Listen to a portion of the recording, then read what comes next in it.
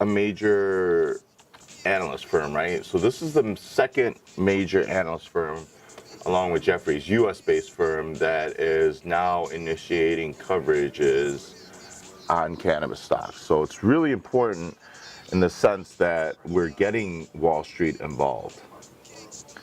Pets is good for sure. That Pets is definitely a name we want to watch. NCTY volumes at 1.4 million right now.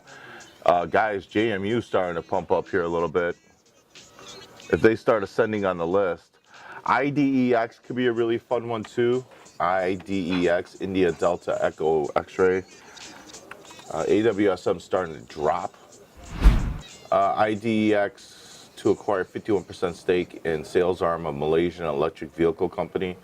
So this in turn, guys, I didn't put this together, but keep an eye on KNDI, BLNK, maybe even NIO.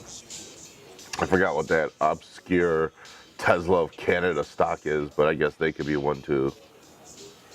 Maybe it is IDEX, I don't know. Obscure lies. But they're getting some pretty nice volume here coming into the open.